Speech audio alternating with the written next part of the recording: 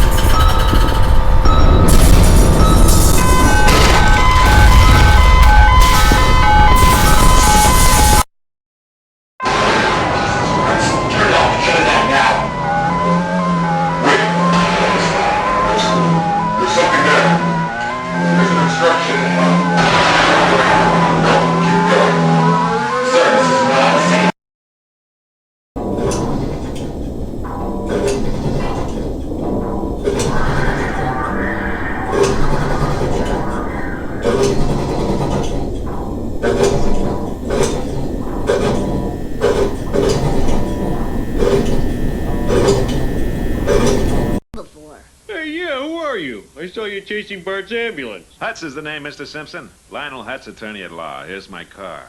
It turns into a sponge when you put it in water. Ooh, classy. I'd like to talk to you about bringing legal action against the fiend who did this to your boy. Well, the fiend who did this to my boy is my boss, and besides, the doctor says it's just a bump on the head and a broken toe, nothing serious. Doctors. Doctors are idiots. There's no telling what kind of permanent injuries he might have. You might have to wait on him hand and foot for the rest of his natural life. That's the downside. Now here's the good part. You can ching, ching, ching, cash in.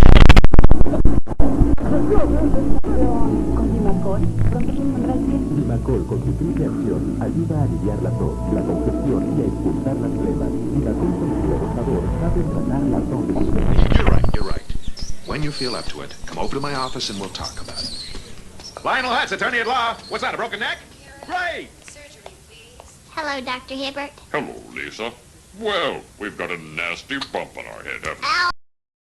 I'm Ted Koppel. There has been a rather strong earthquake in Northern California, so strong, in fact, that it has, among other things, knocked out all the power, or much of the power, at Candlestick Park, where the third game of the World Series was being played.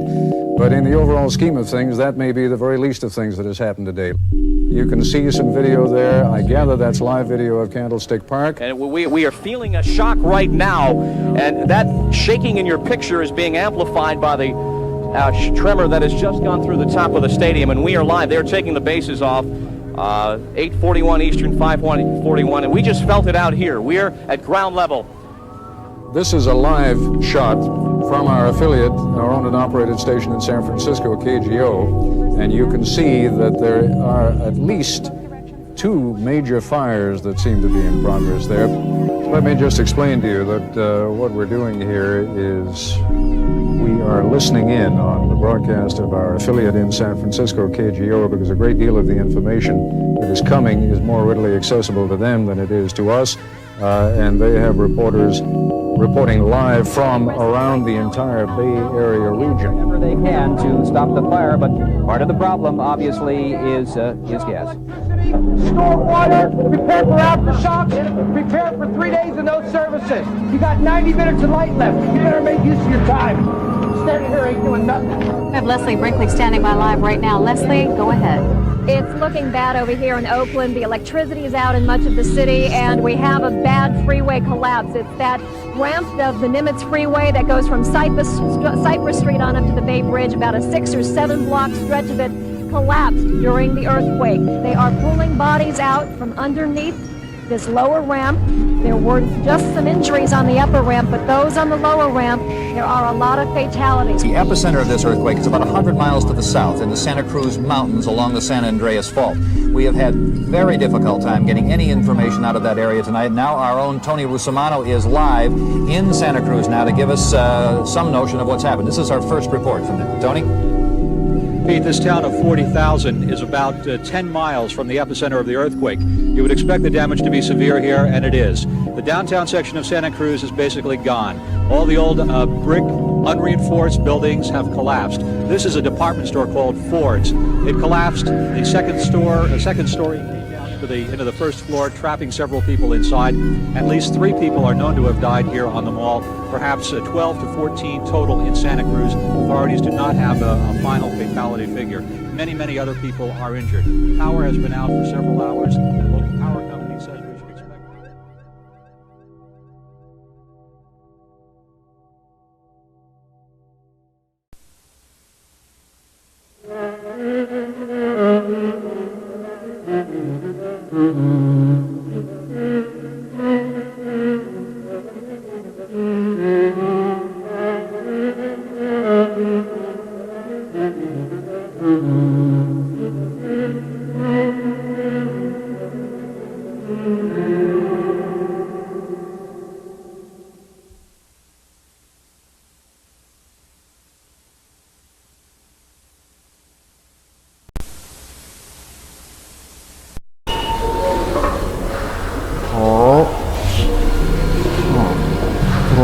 November 14th. It is a Tuesday.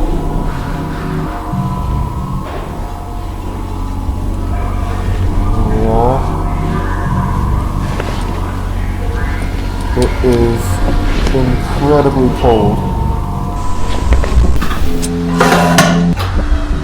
Hopefully by the time you're watching this, I'll actually have a decent heating system down here. That'd be nice. Die of hypothermia.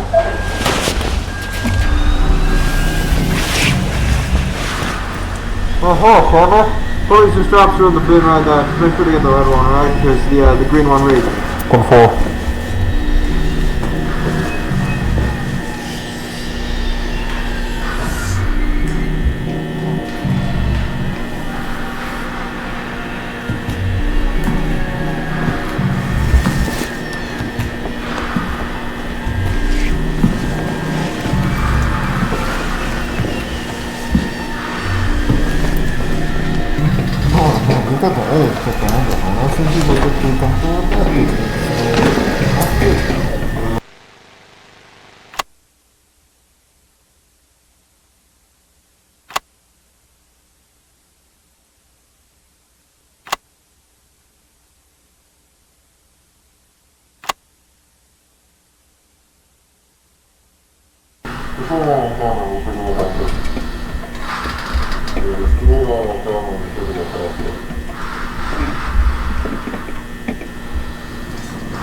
There's no insulation on top, and I'm seeing a bunch on the floor above. There's ventilation as well. You see that? You see the vents? Yeah, it goes on the top to the right. Some of it's insulated, I think. I don't know. I'm not a vent guy. I don't know. Oh, it looks no rust, I think. Huh. More than one floor, and I use that term loosely. We then attempted to cut power to the nearest fluorescent light fixture, a standard troffer. However, we were unable to isolate the power source, and the conduit remained live, despite the absence of any visible external power supply. The source of electrical current remains unknown at this time. Using an insulated toolkit, we carefully isolated the light fixture from its electrical conduit, extracted the troffer from the ceiling, and transported it back inside, back to standard for analysis. And a 0.5 meter sample of conduit was also taken, with all exposed wiring safely secured afterwards in the ceiling. So the ceiling tile extracted measures 1.27 meters by 1.14 meters, which is certainly not standard, but it's composed primarily of mineral fiber. It seems normal in composition, has a fissured texture with mild tegular edges. So just after initial analysis, the composition of the tile estimated is around 60% mineral wool, which is fibers of amorphous silicate, usually derived from, I think it's basalt or slag, around 20% expanded perlite, which is primarily of silicon dioxide and aluminium oxide, and the rest is a undefined mixture of silicate material, some starch, latex polymers, and some organic fibers derived from plant materials, recycled cellulose, really. But the light troffer housing is made of galvanized steel coated with a thin layer of zinc. Inside, the fluorescent bulbs are non-standard in proportion, most closely resembling T12 bulbs. So the 4 bulbs measure 1.2 meters in length with a diameter of 38.1 millimeters. We're extrapolating here at 351, but that all the end lasers and the rest contain the following components. Phosphor coating, the calcium halophosphate for converting ultraviolet light to visible light, mercury vapor in a small quantity which facilitates the ultraviolet light emission, argon gas, and again this is all standard for these fluorescent bulbs, but that's an inert gas that assists with regulating the current and really starting the bulbs, and they are connected via a G13 base, which is a standard 2-pin base with 13 millimeter spacing for electrical connection. So the wiring connected to the fixture is PVC insulated copper, which appears standard again. The prismatic diffuser over the bulbs is made of polymethyl methacrylate, which is, again, commonly used for its light diffusion properties. I mean, it's what we have in the building here, very standard. But we also inspected the ballast, which is of the electromagnetic type. There's some variation in how they're being manufactured now. This one contains a laminated steel core and copper windings designed to operate at 60 hertz. So the ballast emits a prominent 120 hertz hum. This seems to be the case for the majority, if not all, of the lights in the complex that we've assessed thus far, mostly just through simple curing. But this is due to magnetostriction and core vibration. But the noise may be exacerbated by loose lamination plates or degradation of the insulating potting material over time. So it's definitely an indication that this has been running for a little bit. I mean, despite its age, the ballast is functional. Its large proportions suggest it was built for a non-standard space, not something you find in the majority of offices or most commercial spaces, though that's not something I'm too familiar with, truthfully.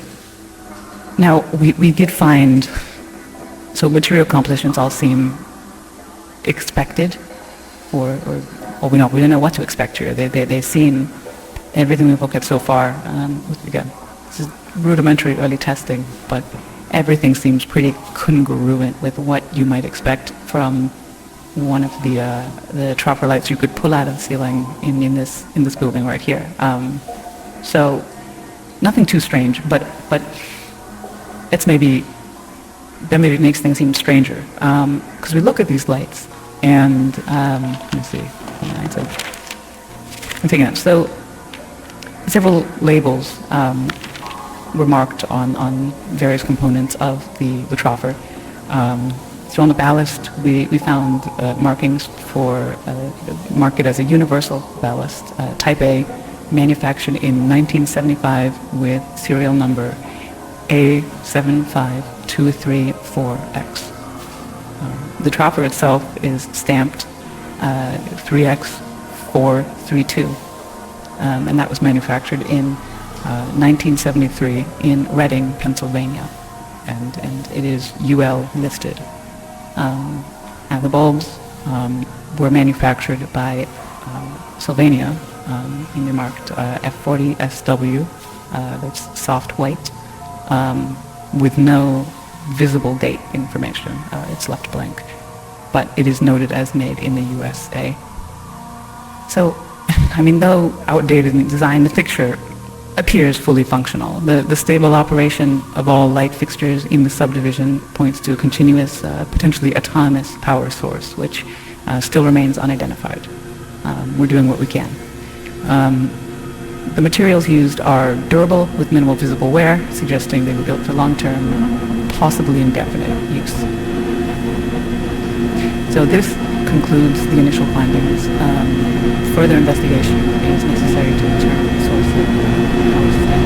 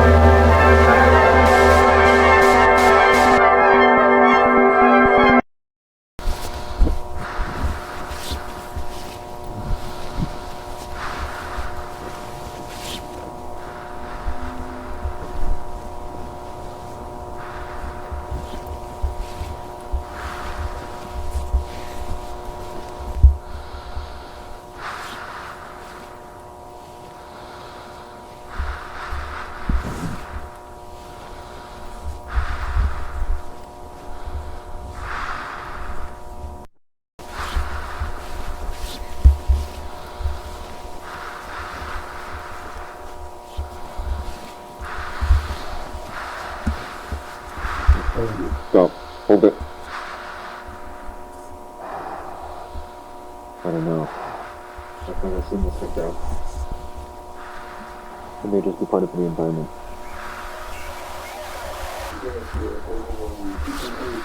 But it makes no sense. Why would they do it again in a couple years?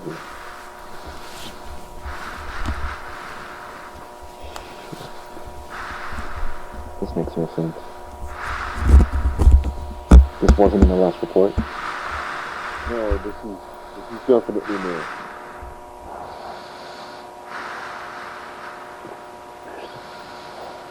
It's organic. Is some kind of fungus?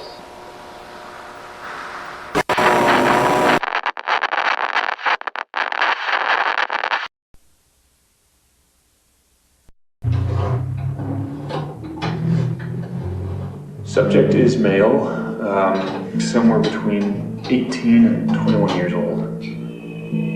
I estimate that the time of death was around 5 days ago, but due to the severe tissue damage, it's hard to say for sure.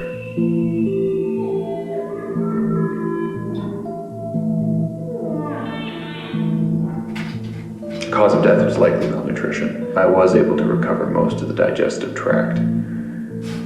So, as things start to deviate from what we would consider to be natural, the decomposition process appears to have been stunted somehow. It's like portions of the body stopped decaying and were sustained.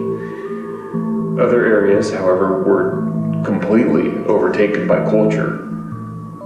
So, I took samples of some of the material here. At first, I thought it was an aggregated collection of Pseudomonas fluorescens, but it seems to be closer to a mutated strain of simple hay bacillus, which it should be completely benign, but well, really, I don't know what to make of this. Mr. Beck, may I ask where this subject came from?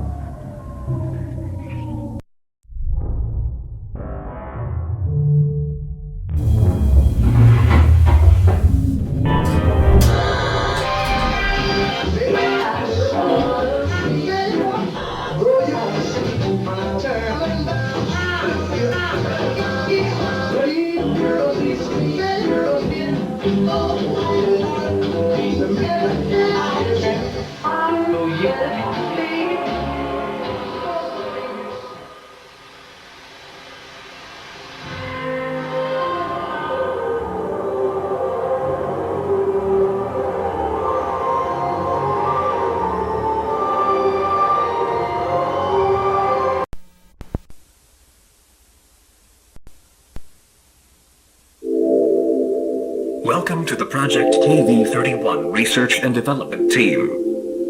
In this short, informative video, you will be briefed on the required protocol in regard to Project KV-31, as well as receive an overview of future development plans. What is Project KV-31? Project KV-31 pertains to the study and development of the async low-proximity magnetic distortion system. For the sake of convenience, you may hear your peers refer to the project under any of the following titles: the machine, the door, the back rooms, the complex, hallways. Unauthorized usage of these terms outside of the async research facility is strictly prohibited. Touch the threshold without guided supervision.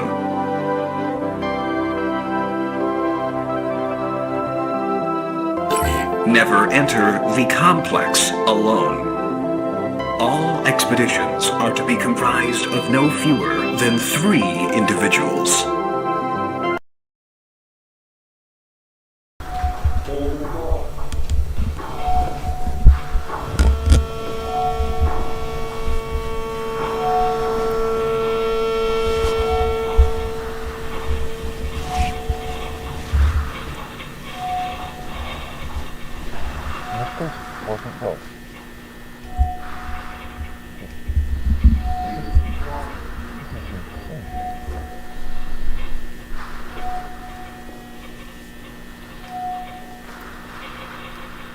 Yeah, but that was 2 weeks ago. We're not going to be doing anything about it now. I mean, do you really think that there's actually a vaccine in this situation? I mean, there's too many variables. Probably to reset the whole circuit. It's doable.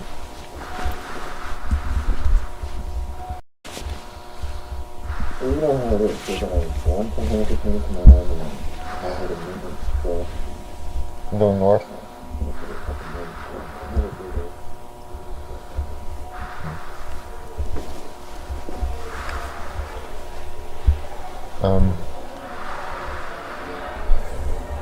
Guys, do you hear this?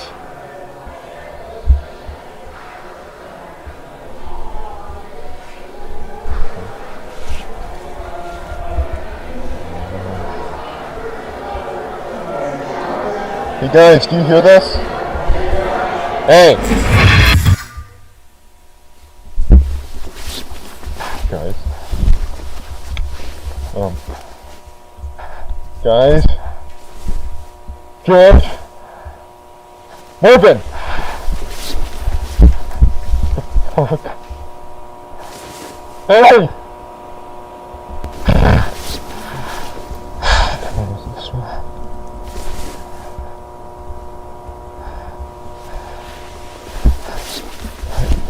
This way.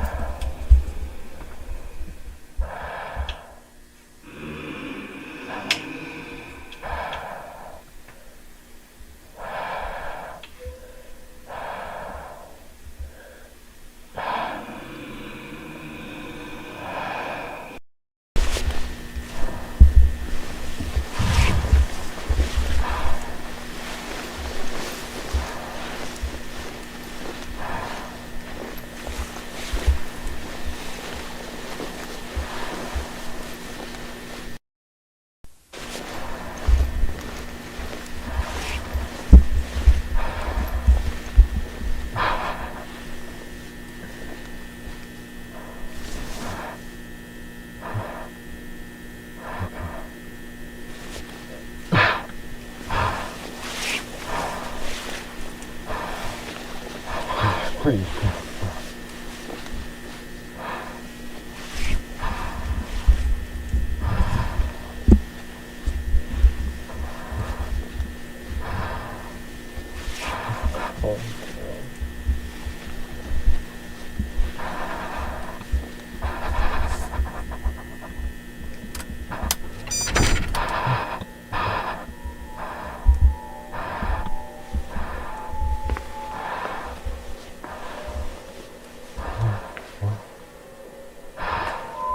Hello?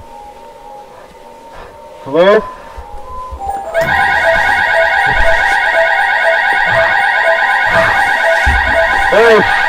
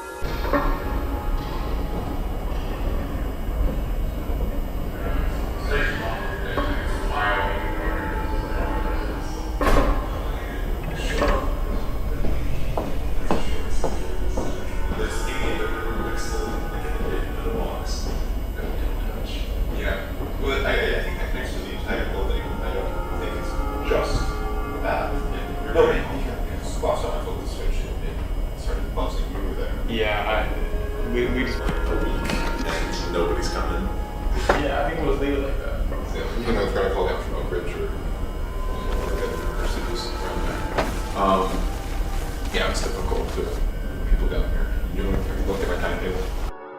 Check 1 2 3. 1 2 3. Mark. Mic check. You're all good. This is Marv 1 2 3. Marv. Mic check 1 2 3. Great.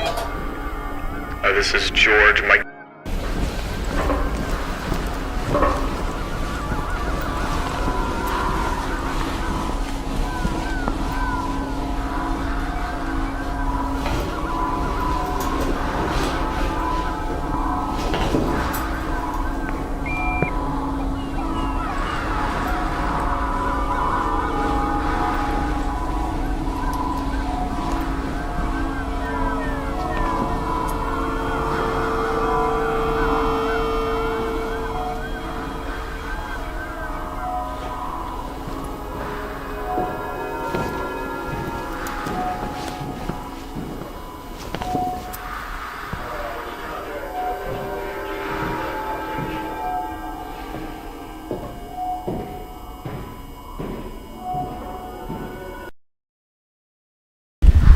Has the vertical expansion been approved yet?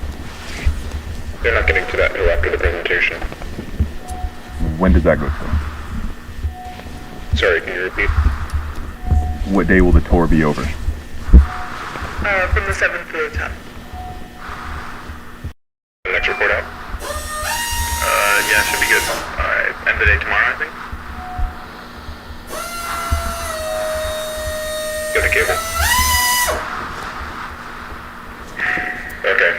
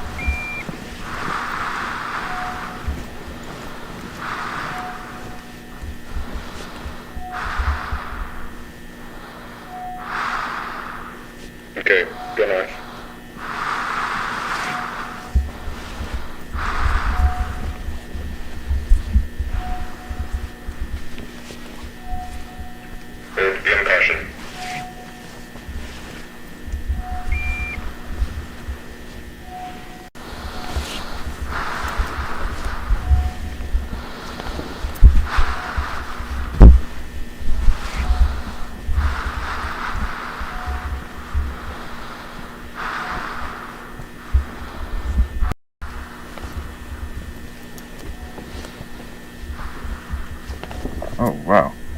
This is new. Whoa. Is that all carpeted? Huh. Looks like carpet on all sides. 7:35. Visibility falls off pretty quick. Might be at an angle. And we've got a door? Don't recognize the design. You need to cover all the way over there. Assembling a walkway would be redundant. For all we know, it's just another dead end. Alright, I'll take a look. Go notify Cloud.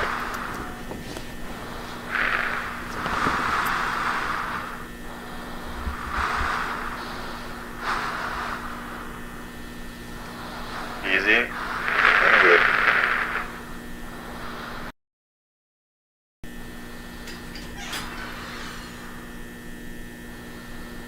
Oh my god. What do you see? Everything okay? Marvin, get the camera over here. Across? You're fine, just hurry. Okay. Sure, yeah. Okay, just, 1 moment, alright? Okay. Okay. Quick, seriously. Yeah, I'm going.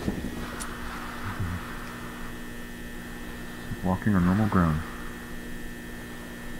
There's something even there.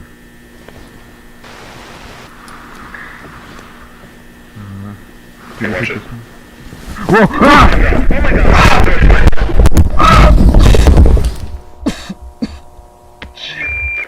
Marvin, do you copy? Yeah.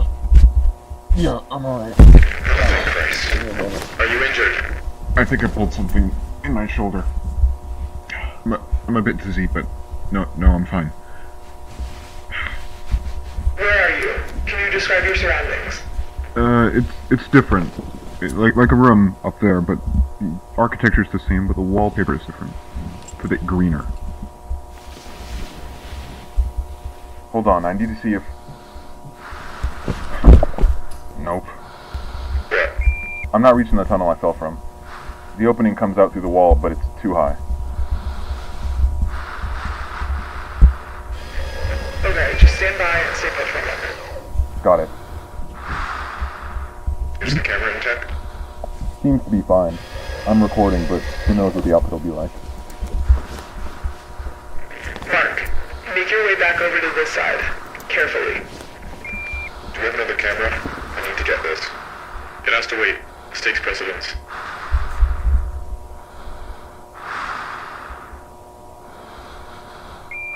Just throw down the guideline with the weight attached. I can use it to climb up. Just tried that. There won't be enough length to reach you. George, go run back to standard and bring it tether. Hang in there, Marv.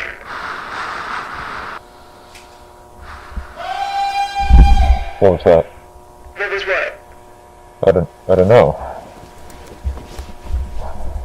I didn't hear anything up here. Sounded like...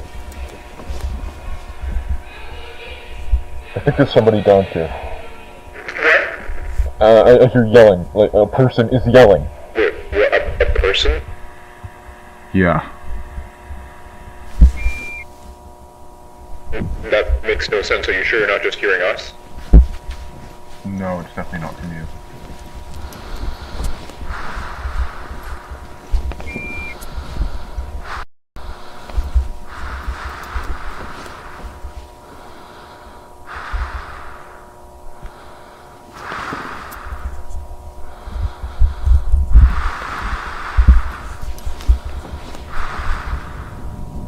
What?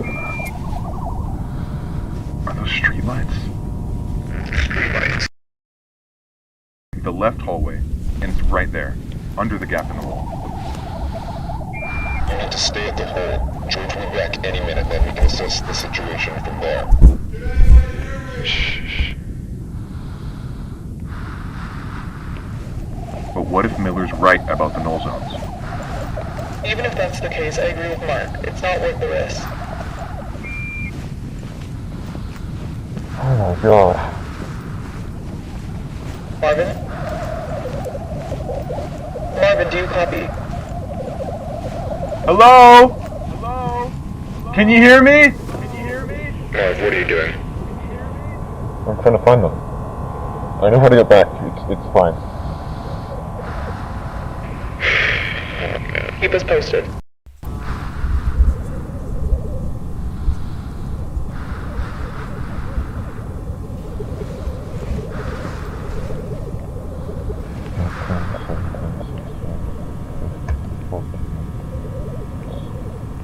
It's like a neighborhood.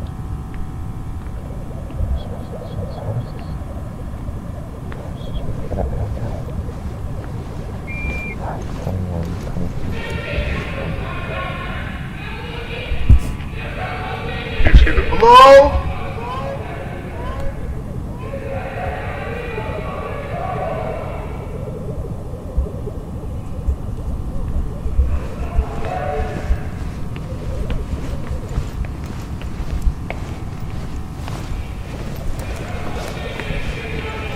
Can you hear me? Anything? I'm entering one of the houses. I can see where the yelling's coming from.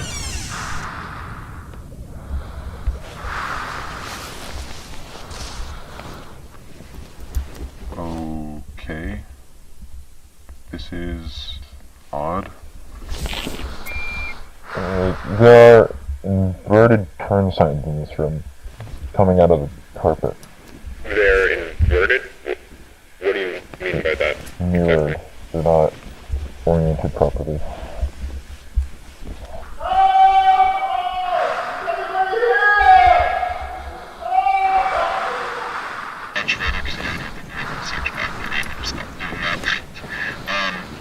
So this is beginning with keep us posted. So.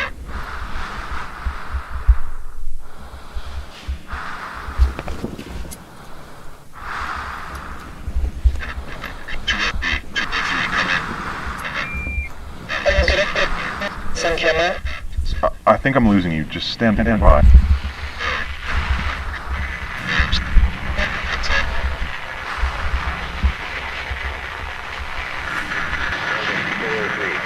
Marvin, 403, do you copy? Repeat, Marvin, do you copy? This is Marv? Okay. Good, we read you.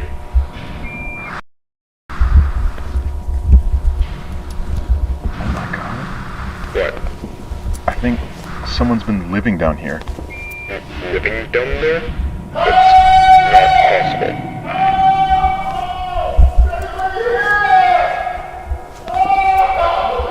Hey! Can you hear me? I think I got him. Sorry, can you repeat that? Marvin? That's not a person. What is it? That is not a fucking person! What? Marvin, talk to me. What do you see? What's going on? Talk to us. What's happening?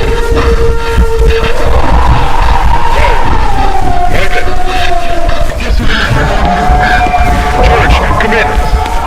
George, it's immediate. Marvin, what's going on?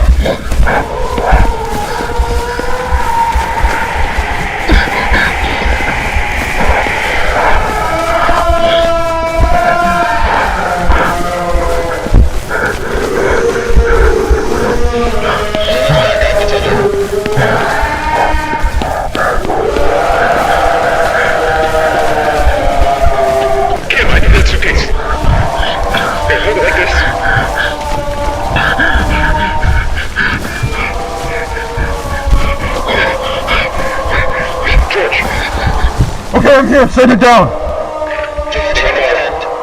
Gonna take a moment. Grab it like, yeah, hold it.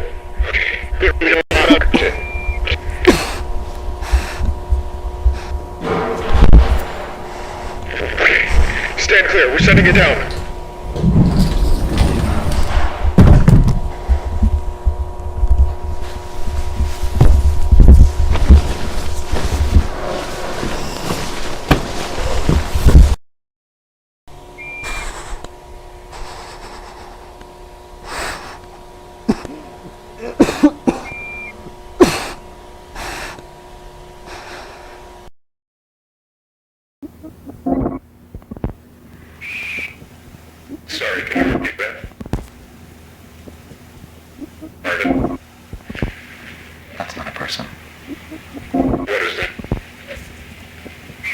That is not a fucking person!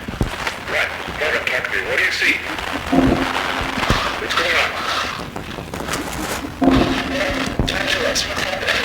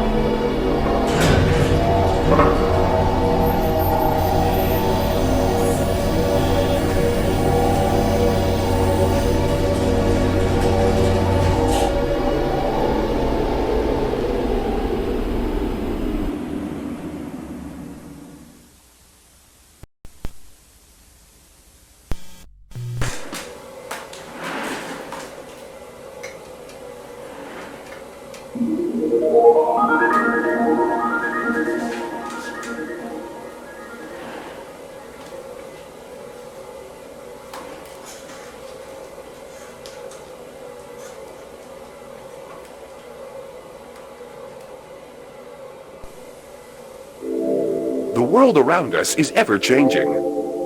Throughout this past century, we have seen the advent of countless innovations that have completely reshaped life as we know it. But with all of this growth comes a number of undesirable byproducts that, if left unchecked, have the potential to irreversibly scar our modern world. As human expansion is projected to increase exponentially in the coming decades, we must account for these never-before-faced challenges in ways equally never-before considered. Here at Async, we believe we have found the solution: the Low Proximity Magnetic Distortion System.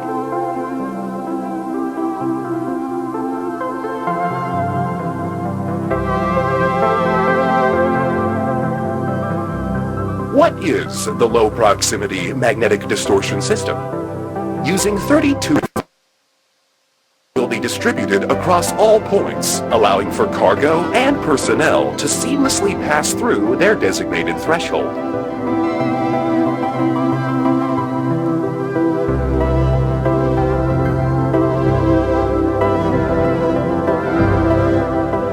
While our current threshold is limited in scale, future models will be able to span entire rooms, allowing for the transfer of larger vessels and equipment.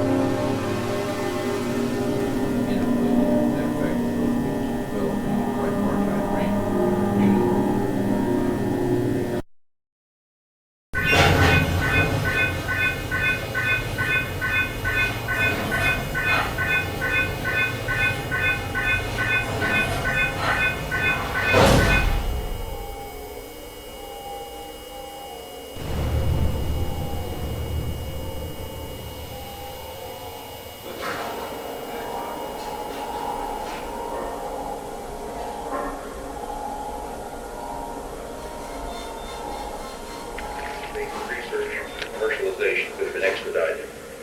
Well, I'm glad you think that way. As a matter of fact, if you look to clause 4,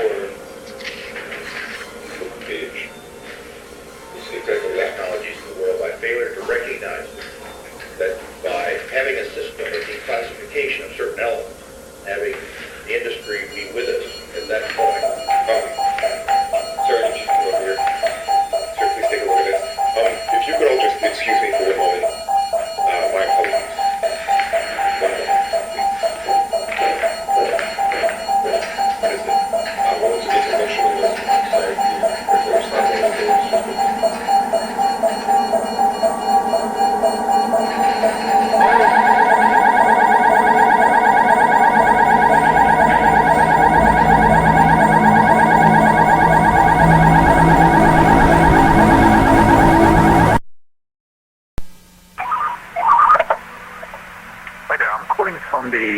Research Institute in San Jose, California. I'm trying to get hold of my supervisor, who I believe is currently staying at your venue. Ivan Beck? Yes, that'd be great, thank you. Clyde.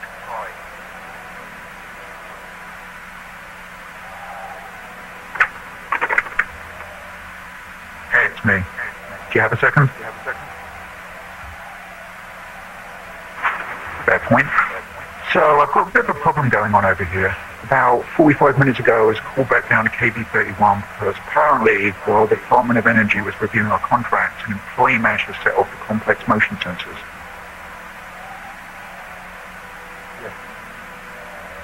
Actually, that went perfectly. We've got all the initial signatures, and the contract should be executed by next week.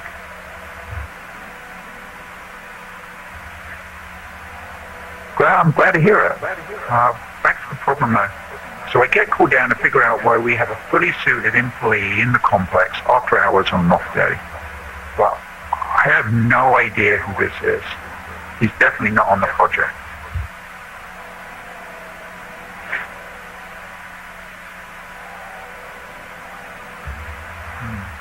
Well, I try to talk to him, but he's completely disoriented. He doesn't seem to know where he is or who I am. Yeah. He said his name was Peter Tench.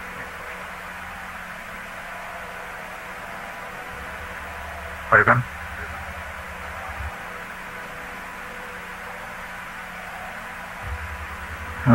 Probably over the cameras. I'm the last one here. Everyone else is headed home. No, it's just me.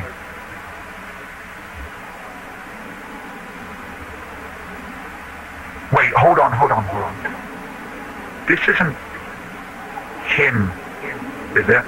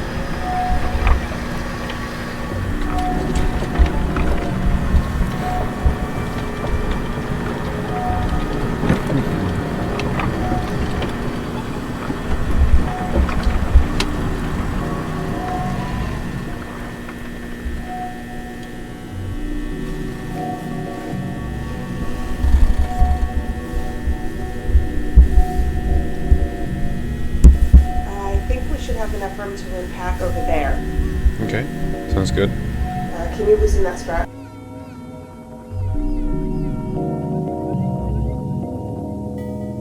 Say 3 at the very least. It'll take 7 trips that way, I think. Right. You sure the forklift's on from here? Watch your hand.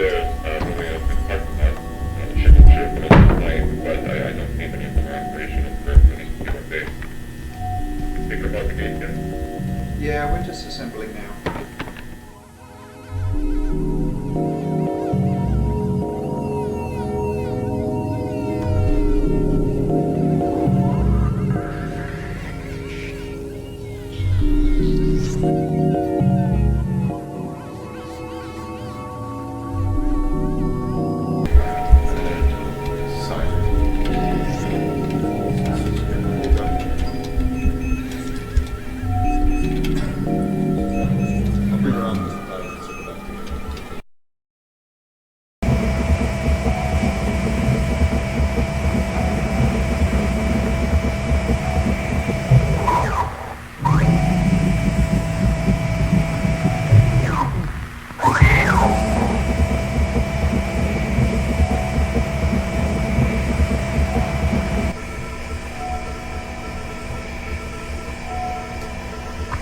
And then you're going to want to stop up here and adjust a few to the right. Carry on forward and head into that gap over on the left.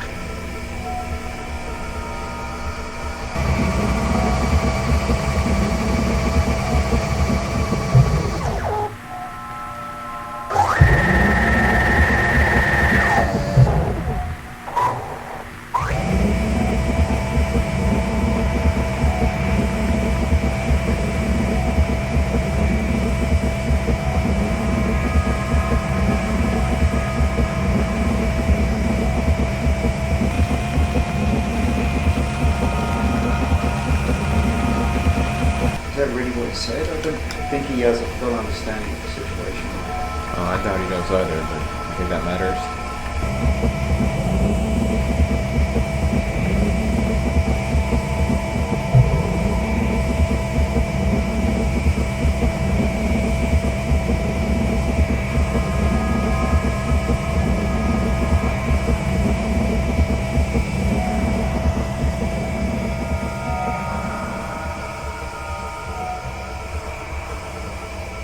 Here we are. Wall. Watch the wall. I am surprised with how well this is holding out. Signals need to be standing. Okay, don't get too close. Stop. Stop. Yeah, it was locking. Standard, this is Clyde. We've reached room 14D. We're now just about to initiate the critical stimulus test.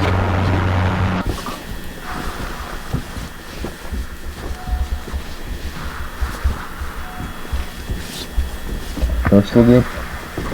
The last one came back good, but I recommend you keep a mask on just to be safe. We gotta start updating our protection system. I feel like I'm always missing things in this mess.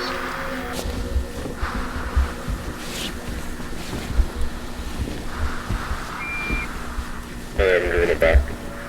Oh yeah. Yeah, maybe we'll just conserve some power and then put it back in the cart when we get here. Hey team, this is Mark. You copy? Copy, reached 11th. We've just reached 14D. There are no visible signs of Marvin's friend.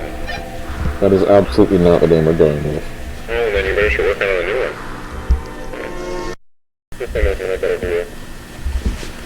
Remote one. Remember that?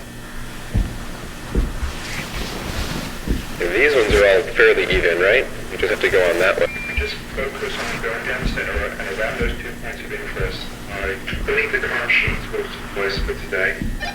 Well, that's good to hear. Are you ready to start sending people down? I know we don't have that many hours left before we need to start revamping the material protocols. We need to double check again on 1, 2, 5,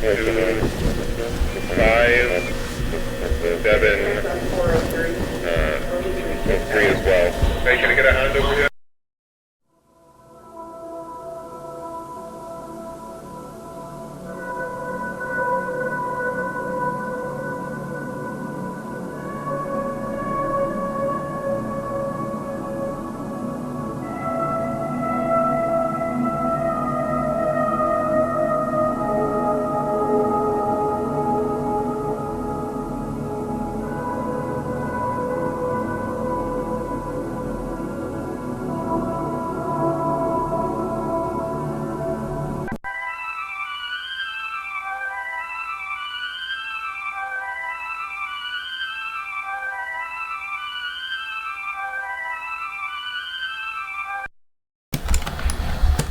Is this the same one they had you practice with? Well, pretty similar, but they were just renting that one. Same one as far as I'm concerned, though. Not like I know the difference. Wouldn't want to be on the other end of that. You wouldn't want to be on the other end of any gun, Marvin. Yeah, that's probably true. Alright, get your lights on. Marv, light. Oh, yeah, sorry. Standard, this is Mark. We're now beginning our progression into room 14C. Alright, so we're gonna want to stay mostly down the middle, but maybe go around one or two just to make sure we're not missing anything. Yeah. That's the damn thing in this mouse. I don't know.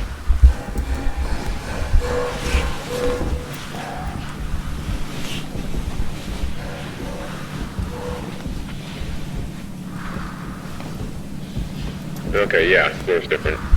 Looks like concrete, or what's it called? The stuff they layer over concrete to make it shiny. Epoxy? Yeah, epoxy. It looks like we got standard white drywall with black vinyl trim or wall base. And ceiling looks relatively the same, just tighter, smaller tiles. It looks like there's another space between the floor types. Huh. Oh yeah.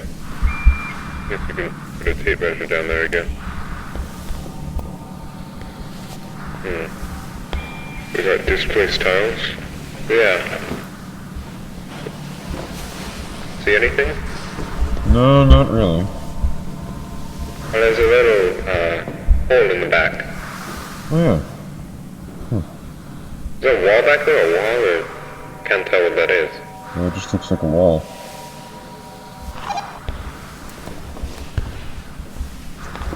Huh. Watch the gun. Sorry. Is this just the natural state, or did something move these? I'm not sure which one I prefer, but right now I'm kind of leaning towards the former. Yeah. I believe we've only seen displaced tiles 4, I think it was 4 times before. Not too common. Not a fan of this area.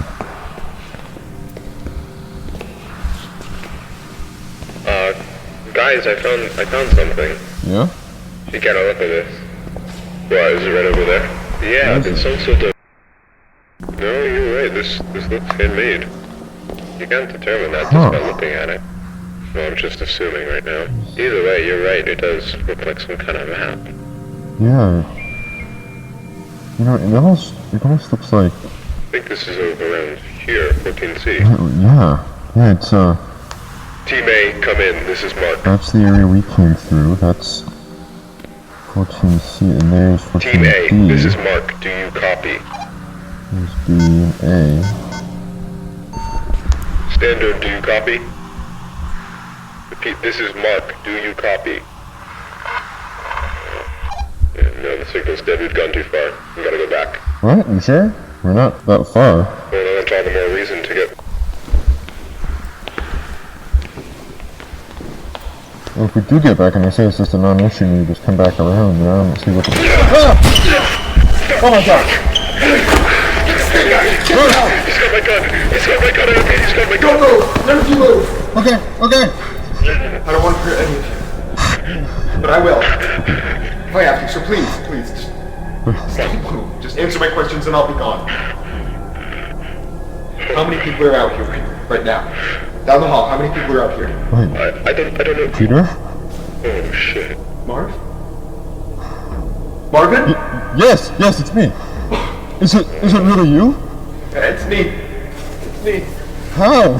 It's been months. We thought you... I know.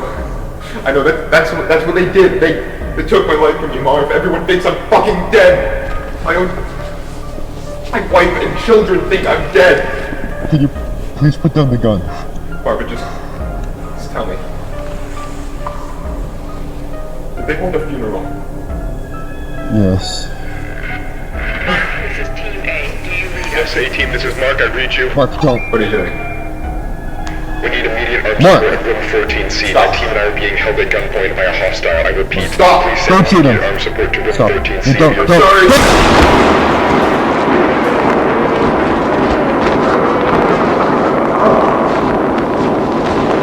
I'm alive, but I will keep to tell them that I'm alive. I need to know.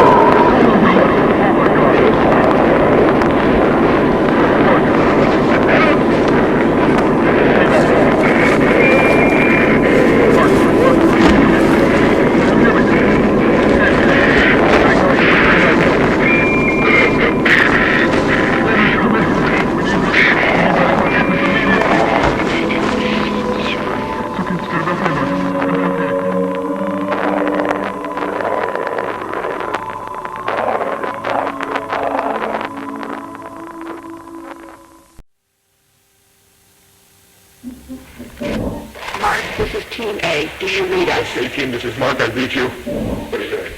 We need immediate armed support at room 14C. My team and I are being held at gunpoint by a hostile. I repeat, please send immediate armed support to room 14C. For that panel, it should connect. What was that?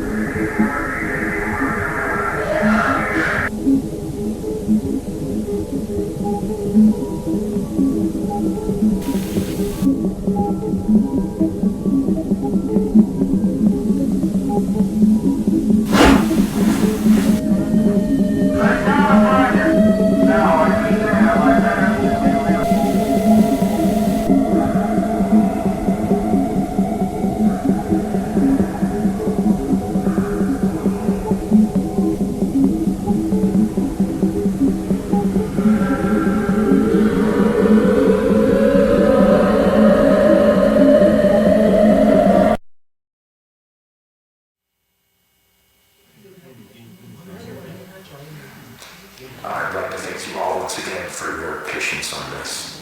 It has been a stressful 15 hours for all of us here, and while he cannot currently be with us, Dr. Beck sends his apologies regarding the numerous inconveniences caused by our decision to keep you here overnight. Now, it appears that the situation has reached a point of some stability. We're still looking into a few things, but I feel that we can now properly address what occurred without running into speculation. What happened last night should not have happened. Not here, not with us. What occurred was a gross misunderstanding that was the result of some severe information mismanagement. Even now, I believe most of you still have an incomplete idea of what took place last night. So before I fill you in, I need to address the fact that there has been information deliberately withheld from many of you on the project. Now, these choices were not made lightly and were done for only the best of reasons. However, I want to make it abundantly clear that following the events of last night, it has been proven to us that that method of conducting ourselves was not viable. So, I'm coming to you now to correct this mistake and begin delivering the authentic order of events as we understand them. On On the morning of March 1st, a team of 4 researchers was sent into the complex to conduct a routine layout analysis. George Levy, Marvin Lee, Ronald McCarthy, and Peter Tench. At around 12:25 p.m., the group realized that they had lost track of Tench while traversing the previously accessed branch of hallways.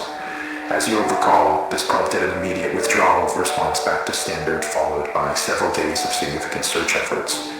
However, those ultimately yielded nothing, and as far as any of us were concerned, Tench had simply vanished, leaving no physical trace.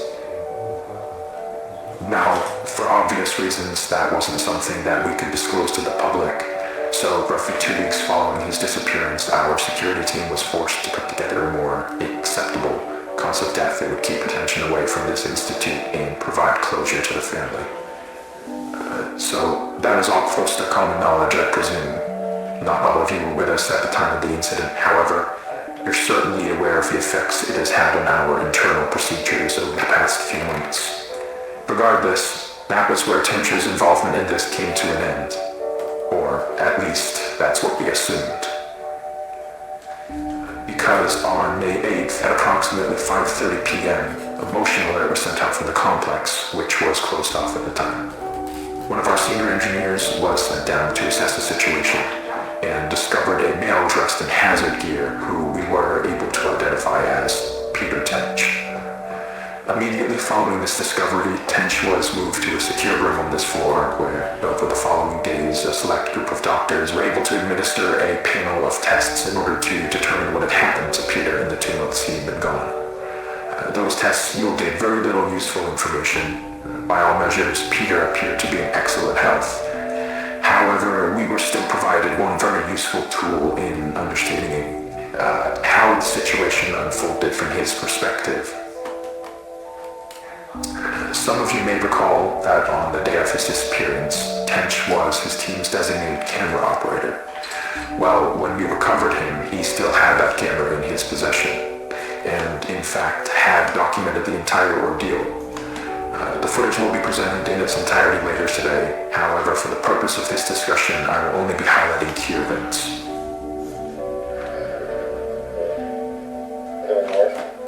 This is the hallway where Peter was last seen. They're not in view, but you can hear the others walking behind him.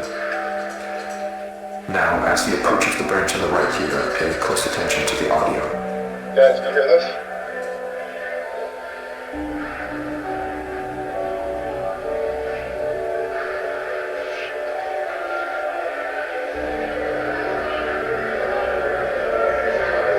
Guys, can you hear this?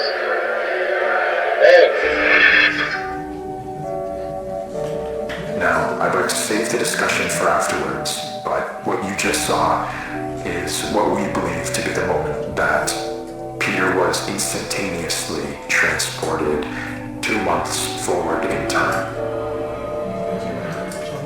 Following that abrupt flash you just saw, Tench proceeds back out into the hallway in search of his team, but is without any indication of their presence. The next 30 or so minutes of the tape follow a fairly panicked Tench as he attempts to navigate his way back to the threshold. He does obviously find his way back. However, the threshold appears not as he knows it, but as it appeared on the date of May 8th. And this ties us back to the moment when we recovered him. So, to summarize, from his point of view, he had only been inside the complex for several hours. So to him, all of the new developments surrounding the threshold were completely foreign. Luckily, though, as I already mentioned, there were people available to manage the situation as it unfolded. And over the course of the following days, we were able to properly sit down with Peter and work with him to gain a collective understanding of what had happened. However, there was still the very significant fact that Mr. Tench was considered legally deceased as a result of the cover story, and reversing that would be no easy feat. He understood this and was willing to cooperate while we looked for a way to reintegrate him without raising suspicion. Unfortunately, though, that process ended up taking quite a bit longer than we had anticipated, and all the while Peter was sucked out here waiting idly by. We did our best to keep him engaged, but it is hard to combat the effects of prolonged sensory deprivation on the human brain, and as a result, Peter's mental state took a toll. Not to a degree that was outright concerning at first, but around the end of week 2, we noticed that he was starting to exhibit a number of behaviors common in patients diagnosed with paranoid schizophrenia, though we don't have reason to believe that Mr. Tench was afflicted with that condition. Whatever the case, while he didn't express it outright, from what we could gather, he appeared to have deluded himself into believing that he was still inside some sort of illusion created by the complex, and that we were secretly looking to do him harm. This all came to a head on the night of the 22nd, when, while Tench was finally about to be transferred to a temporary above-ground residence, he broke away from us and, using stolen credentials, forced his way back into the complex where he would go undiscovered until just last night, when he ambushed and violently attacked Team B in room 14C, leaving Dr. Bloom in critical condition. We can presume that during the 2 or so days Tench spent in the complex, he let go of the idea that he could somehow escape through an alternate threshold, but still held on to the belief that all of us here were working to trap him in some way, despite our actions saying exactly the opposite.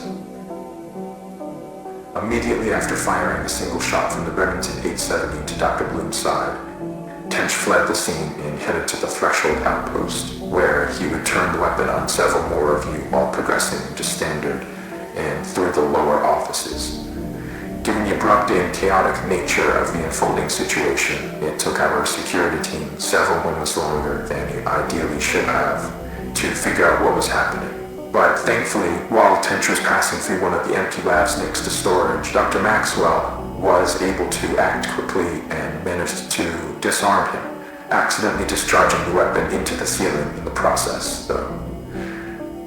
However, Tench still managed to avoid apprehension, fleeing into the maintenance wing and evading our security staff by taking the freight elevator to the surface. Now, this situation could have played out very badly, given the potential number of witnesses around the building at the time. But, luckily for everyone involved, as far as we can tell, Tench was unnoticed as he exited the property. Around 5 minutes later, our security team made it to the ground floor and began a thorough sweep in the direction of the hillside where cameras had last observed Tench. Now, there's no easy way to say this other than to just say it. I am terribly sorry to inform you all, but Mr. Tench was found deceased halfway down the hillside, the result of an extreme blow to the head. It appears that while he was running through some brush, he failed to anticipate a sudden dip in the ground and tragically fell forward into a large rock. Given the circumstances, it was not something any of us could have anticipated or prevented. The tragedy of the entire situation undoubtedly remains, but Dr. Tench, regardless of how troubled he was in his final days, was a brilliant man who gave his all to this project. He would certainly not want us hindering it in his name. What we're doing here is so much bigger than any one person. It is the work of a unified effort, and we need to ensure that that is never lost sight of.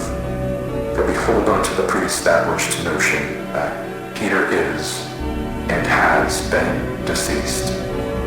That is done, and there is nothing more to be extracted.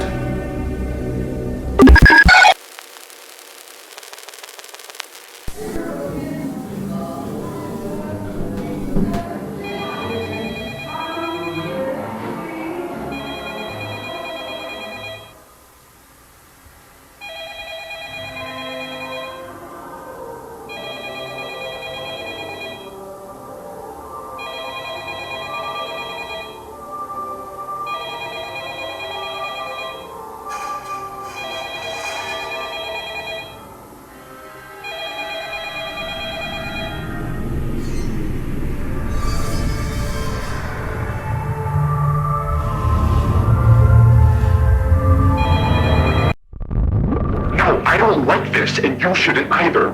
What are you trying to get out of this, Marvin? We're on the same side, for God's sake.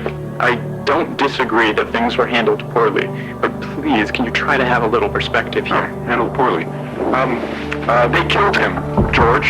He was alive and well, and you can't tell me for a second that the United States Department of Energy didn't have the resources to fix things. Are you kidding me? Neither you nor I know exactly what happened, and frankly, it shouldn't be something that concerns us. Look, I know you appreciate how lucky we are to be a part of this project. It's not worth dying on this hill. Yeah, but what if next time it's you? Or me? Marv, come on. Yeah, you want to put me down like an animal over a minor fucking hiccup? Give a speech at my memorial? It's not cost-effective, George. Yeah, but we're not going to let that happen, are we? You know how I know? You're the fourth person I've had this conversation with. Nobody wants a repeat of what just happened. Listen, I know how stressful this is, but the best thing you can do now is just take a couple weeks off, give yourself a chance to process, and, you know, that'll show them that we can handle these kinds of things. Yeah. Sorry, I know, you're right. I think I just had to get that out of my system. I don't know what that was. No, please, I get it. I think it's the right call. You gotta keep pushing forward, okay?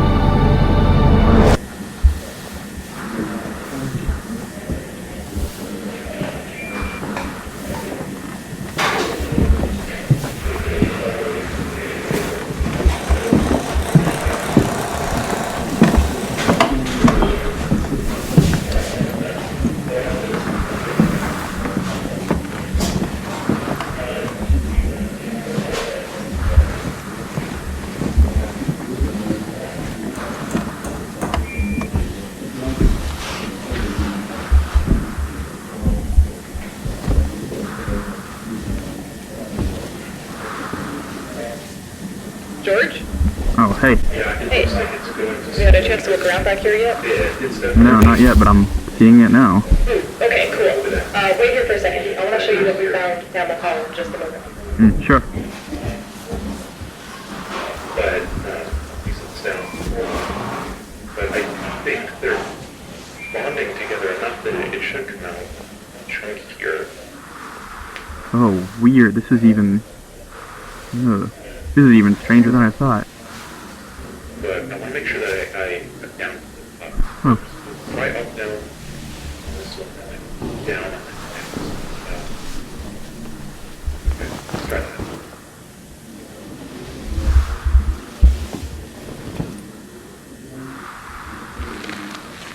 Well, Mark didn't say anything about it flowing in a specific direction, but he did say that it was, remember, pretty horizontal in nature. It was stretching off around the corner.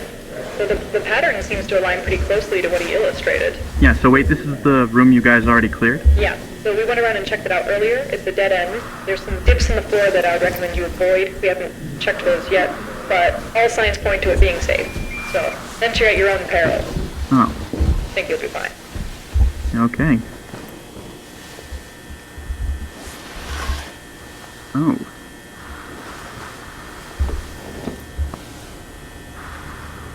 Oh, okay, you weren't kidding. This is interesting.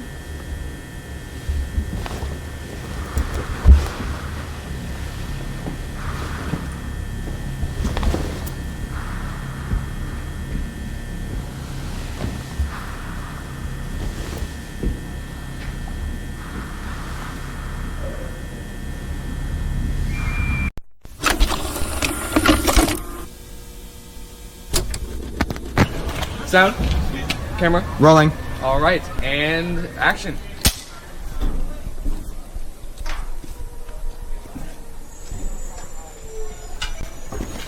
All right, cut. That was good. That was good, guys. All right, that was good. I'm thinking we get a wide angle, and then we're done. Okay? All right. Yeah. Cool. Like how much further? Like a little more. A little more. You got? Yeah. Yeah. Whoa.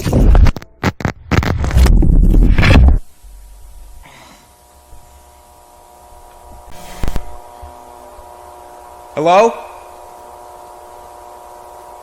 Hello? Hey guys.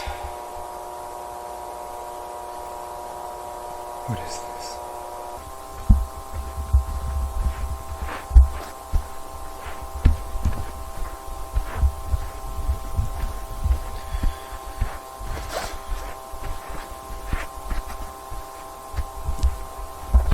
Hello? Is someone there?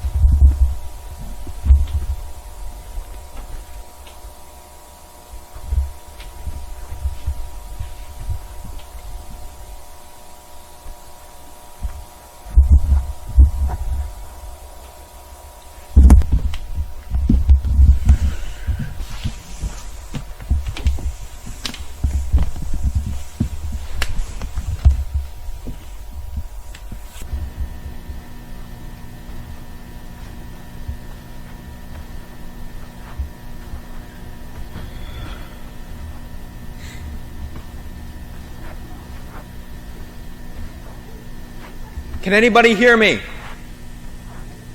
Hello? Damn it.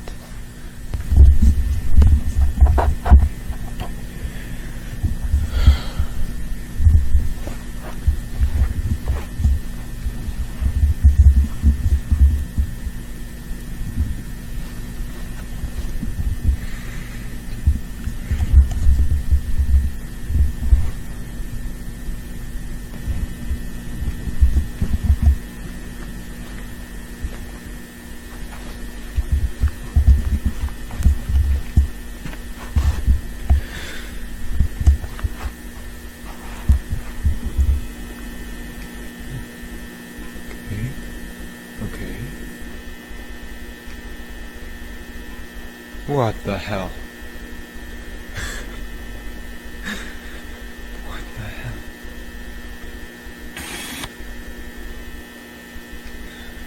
Don't move.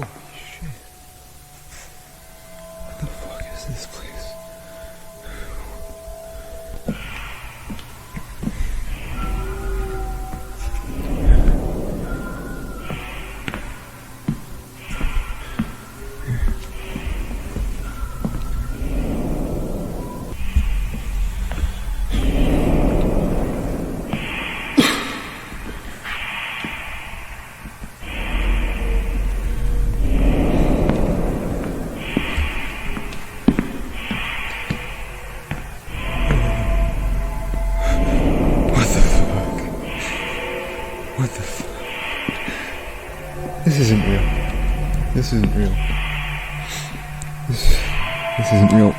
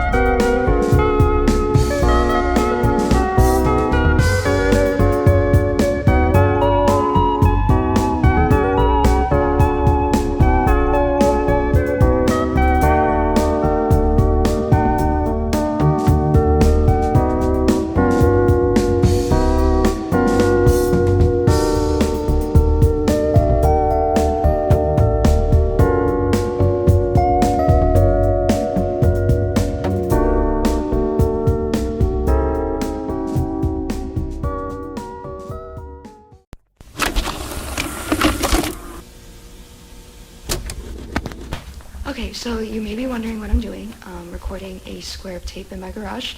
I swear I've not gone crazy. There's a very good reason for this, and if you just give me a moment here, you can see for yourself. Okay, I don't think it's worth trying to explain what's gonna happen here. You just have to see it to believe it. So I've got some wood chips here, just a bunch of wood, and just watch this and prepare yourself because it's really freaky. Watch the square. Look at that! Gone! They're gone! Alright, I'm gonna show it again, just because wood chips was a little bit of a weird example, but here's a baseball, alright, and just watch. Gone! Gone! It went into the floor. Alright, I'm gonna do a couple tests now. I've got this tape measure here, and I'm just gonna let that down and see how far it goes.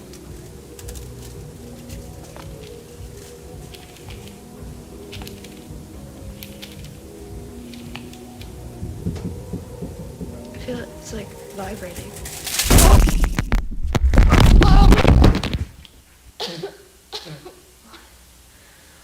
What just happened? Where am I? Where am I? Hello?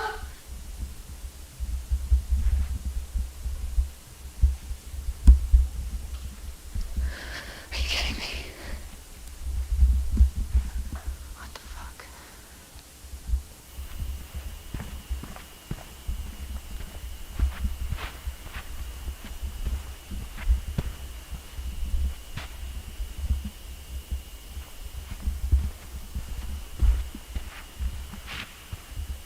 What is this?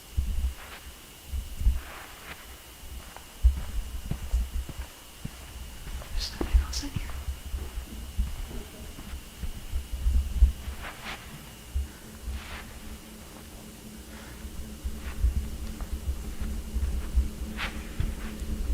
What the fuck? Hello?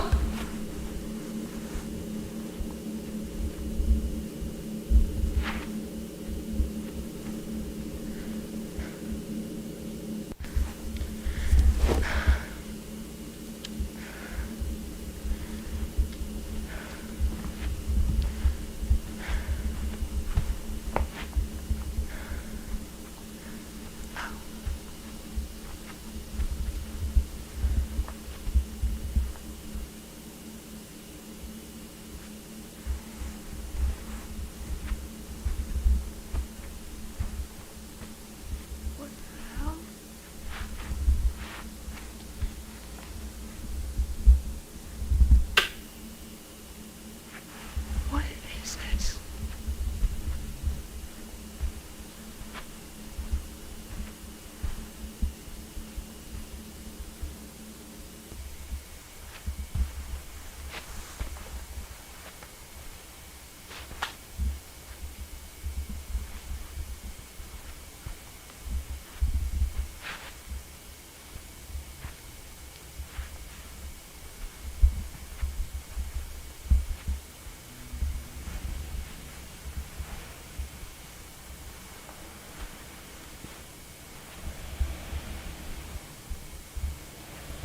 Help! I need help! Hello?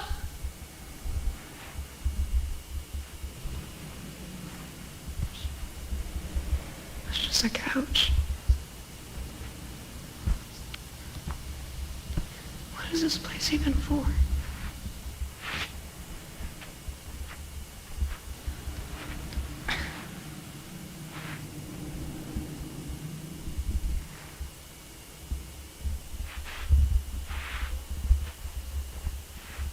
Hello?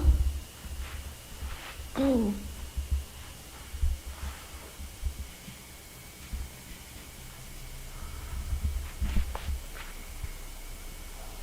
Okay, that's, a hole on the floor.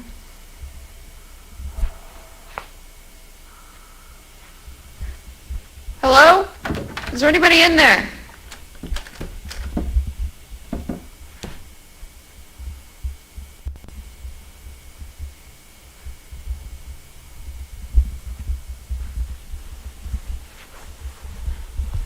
see.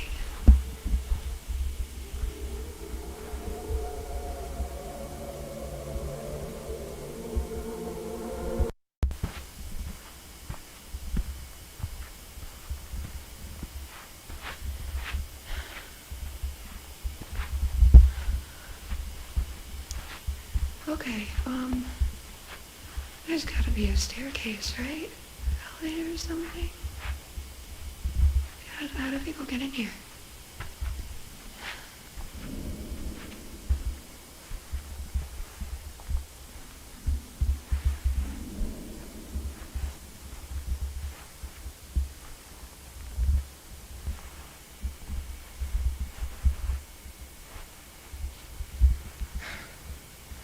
Okay.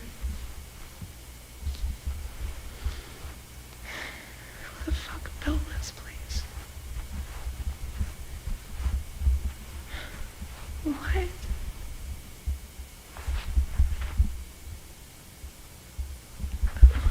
What's a ramp? Whatever.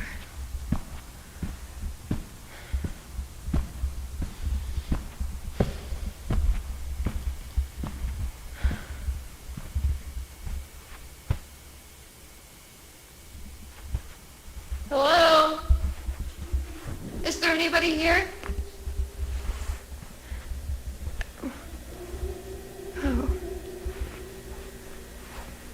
What in the world?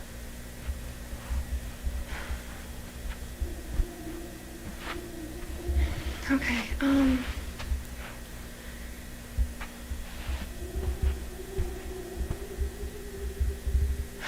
this makes no sense.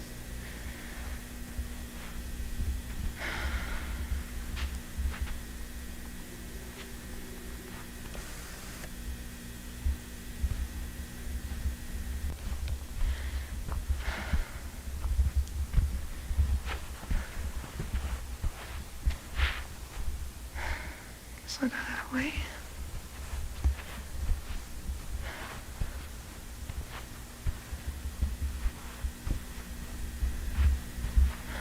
None of this makes sense.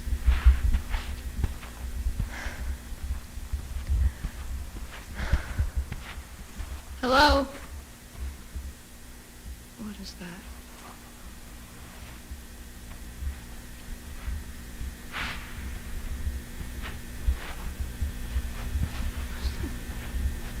Wallpaper? Oh. Oh my god.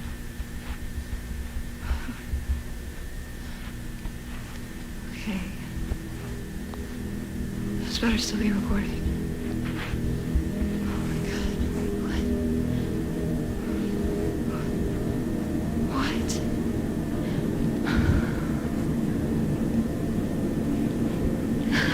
How did they even get in here? How did this even...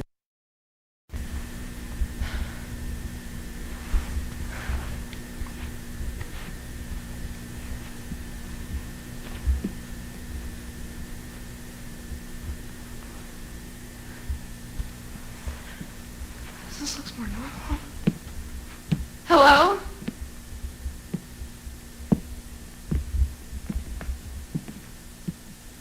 That's blood.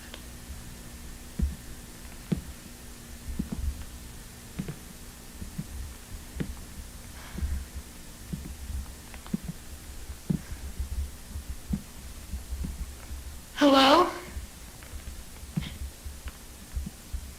Is there someone in here? Hello? Do you need help?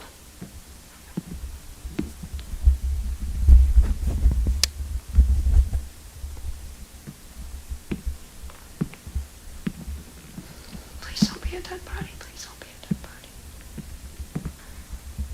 Hello?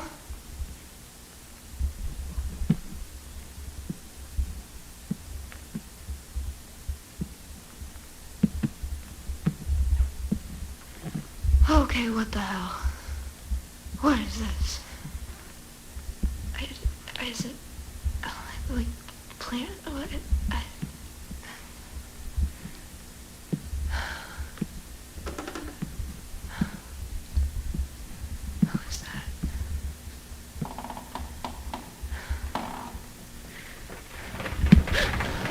Whoa, what the fuck? What?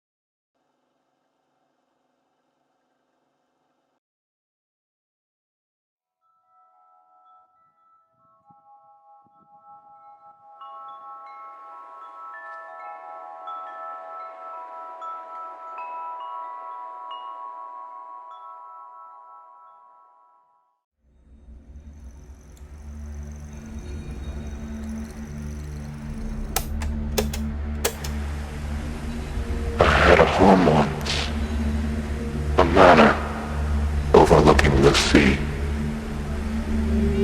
Upon the world was a vestige, calling forward onto strangled ears.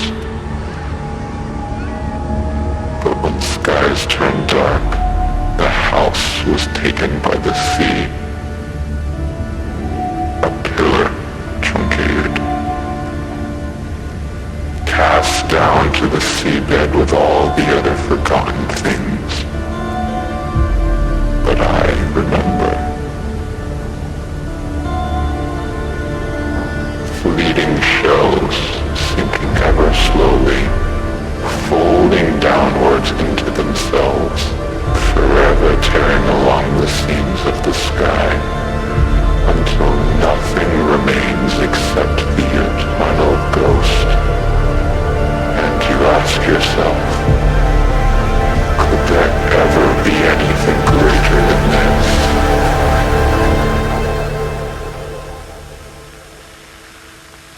You have always been here.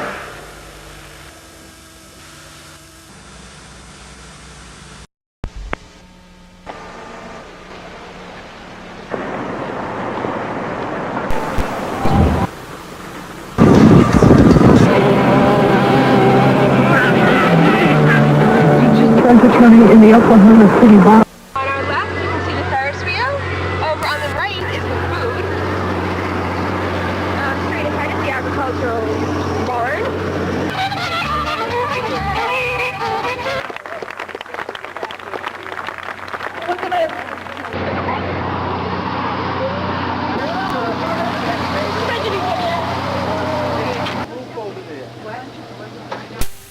Back to the hotel that night and was listening to the footage, I realized I recorded a Monsanto exec joking with a DPR manager about a sick kid referring to it as the bug-eyed one.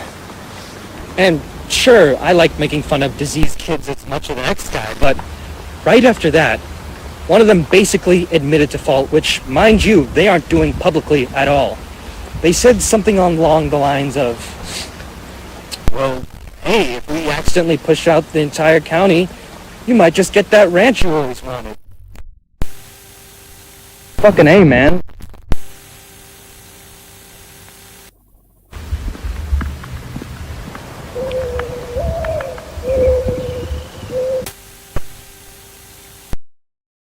Sorry, I think I'm gonna have to close.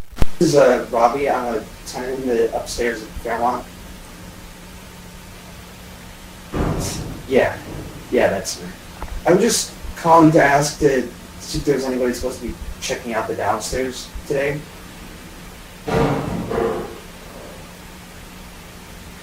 Okay, so no like maintenance or anything?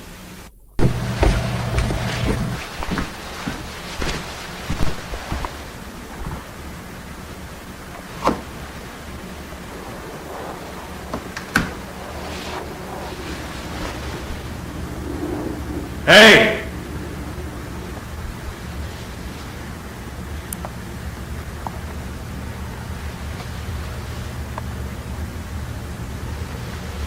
Someone there?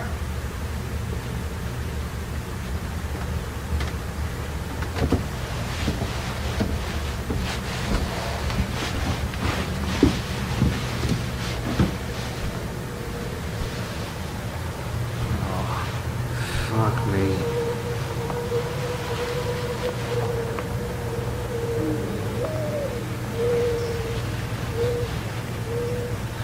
Shit.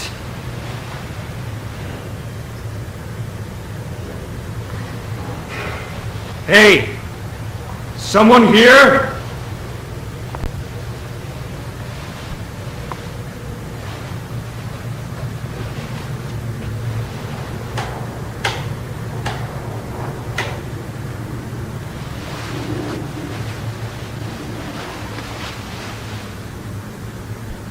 Hey!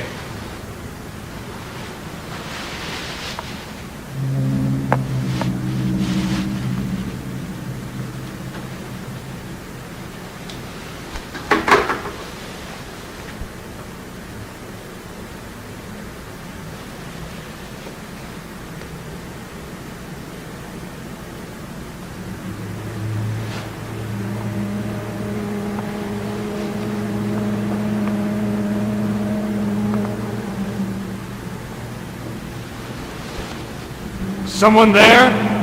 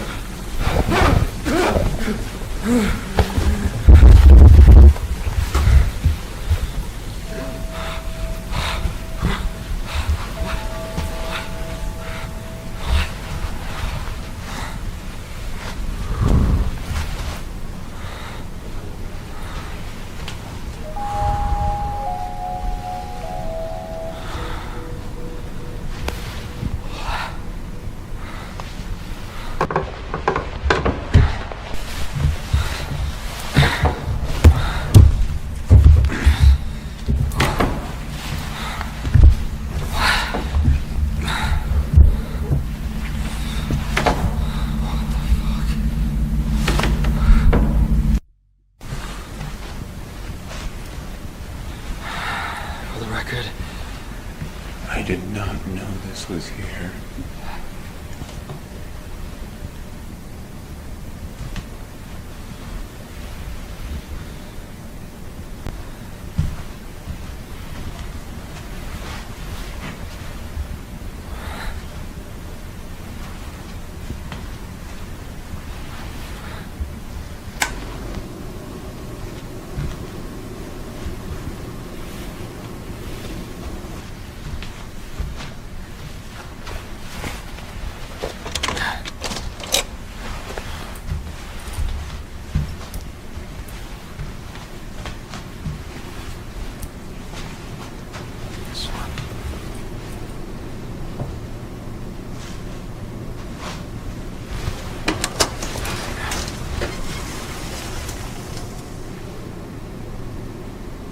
I don't understand. How is this even here?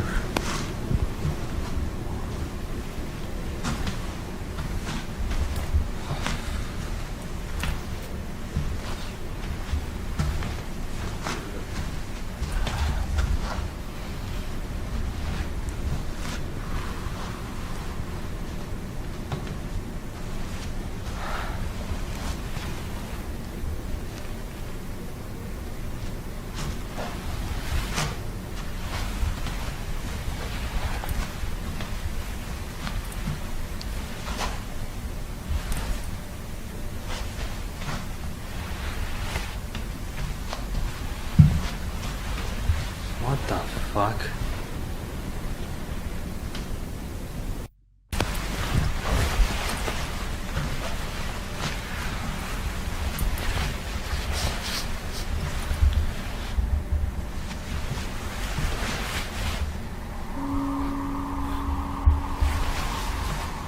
Huh.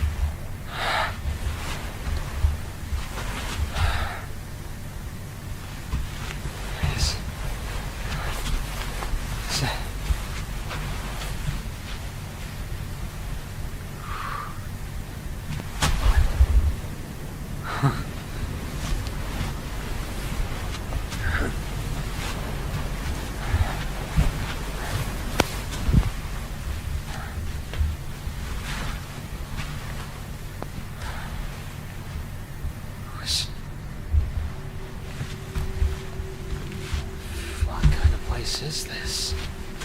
Who is this even meant for? This isn't a... I don't see where this could be above ground.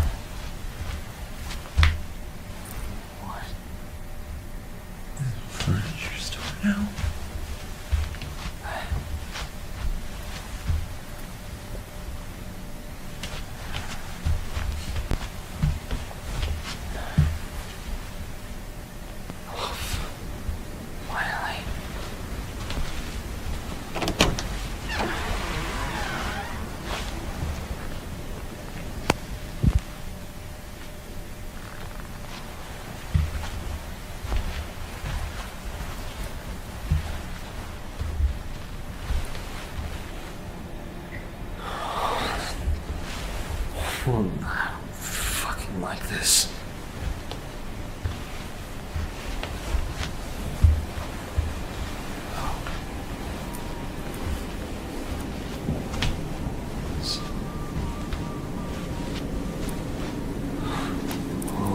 Okay.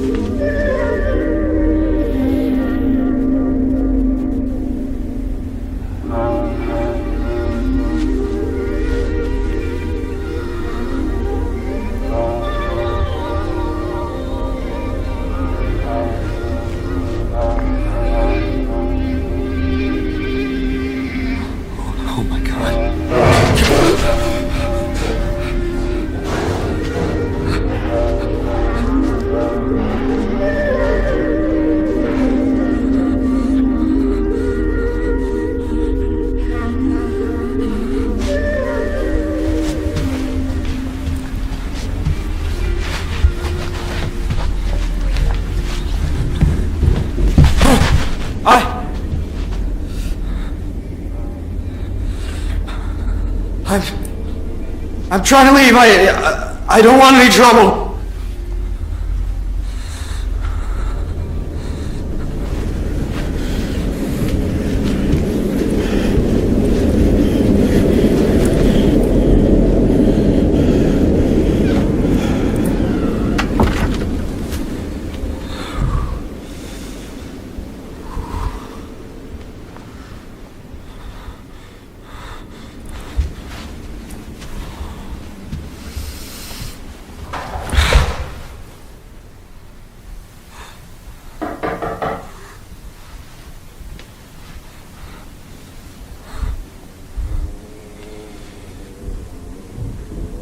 Hello?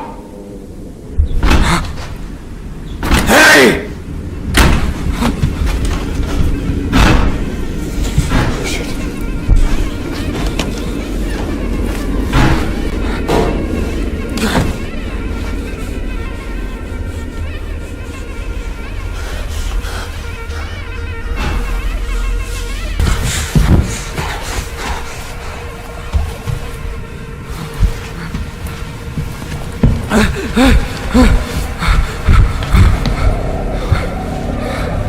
What the fuck?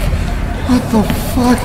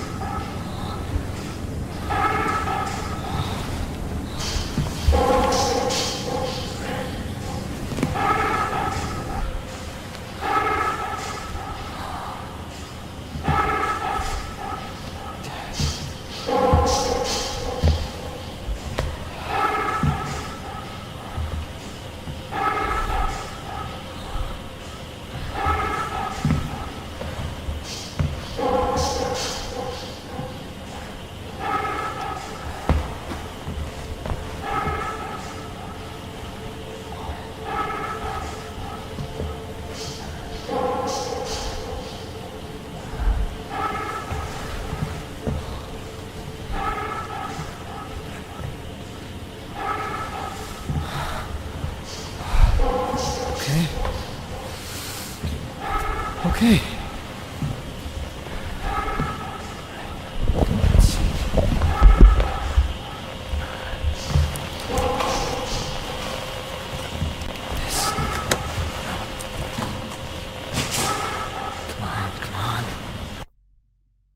Radio check. Does anyone copy? Radio check, radio check. Do you copy? Testing. 1, 2, 3. Hello, hello. Testing. 1, 2, 3. Hello, hello. Does anybody copy?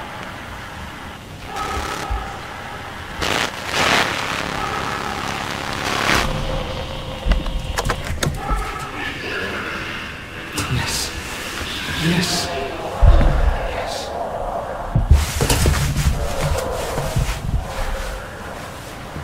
All right.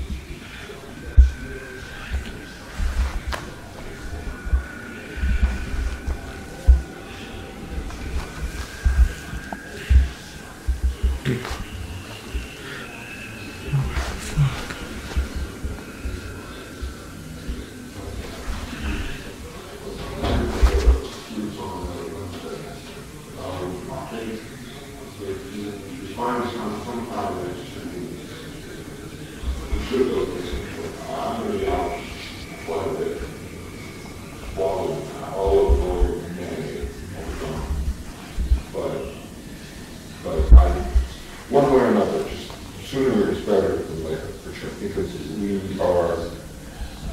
we're cleaning things up. Our place is empty right now, but we've got a few people looking at it. And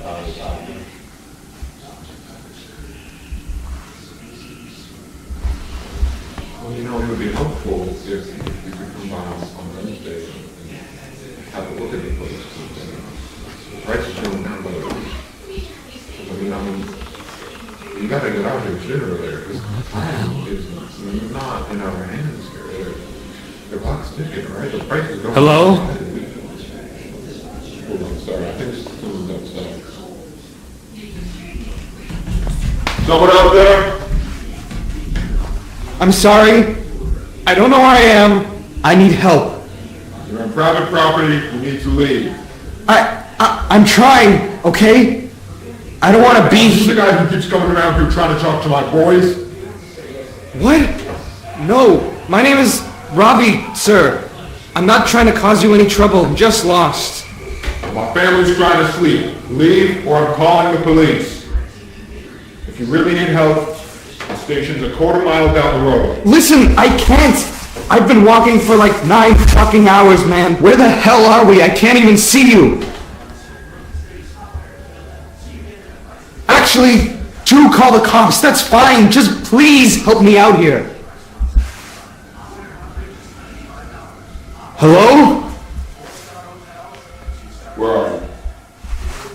Well, what? Where the hell are you? I just looked outside and I don't see you. I'm not... I'm in like a living room with a fish on the wall. What is this some kind of game you're doing? Are you having a laugh over this? I'm not. It's just, it sounds like you're on the other side of this wall, but this door goes nowhere.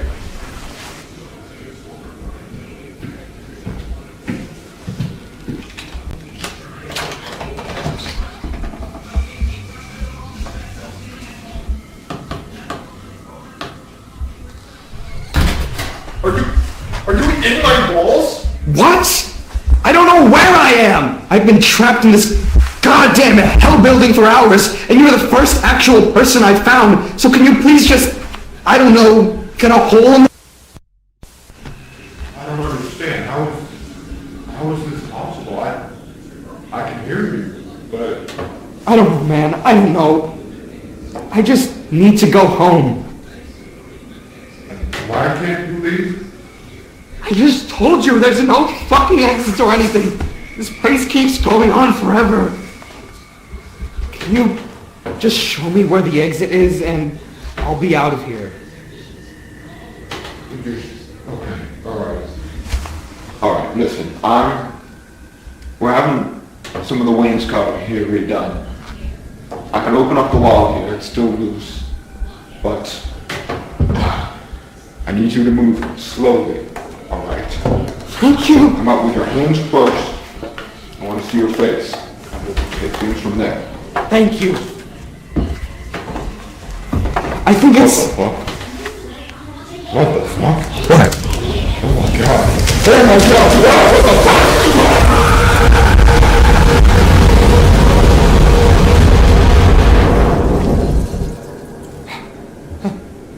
Hello? Hey, what happened? Hello?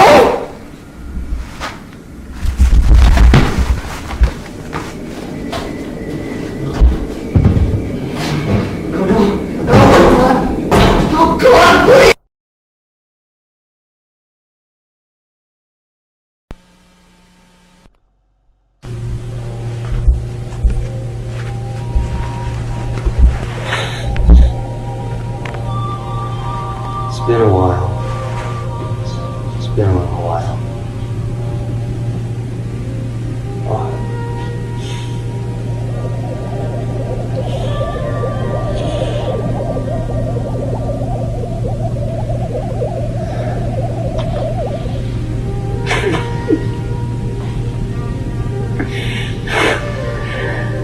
I'm thinking I'm running out of time to talk to a lawyer about my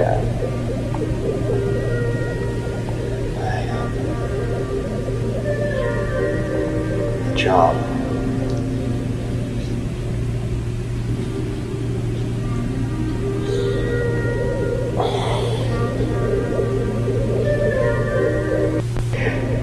I keep thinking about this moment when I was like 7. It was at that park back home when the windmill thing on the face used to scare me. It was summer. The sky was... I don't remember the sky. It was hot out. Gary and Linda were there. You were there.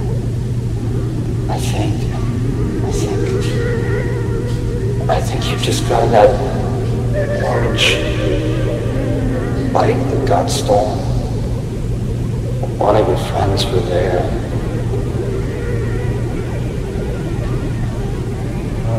You can see your faces so clearly. I just want to go home. I just want to go home.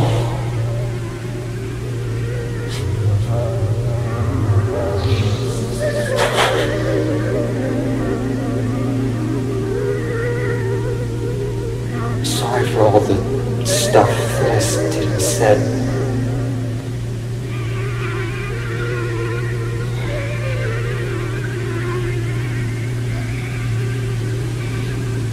It's gonna fix it.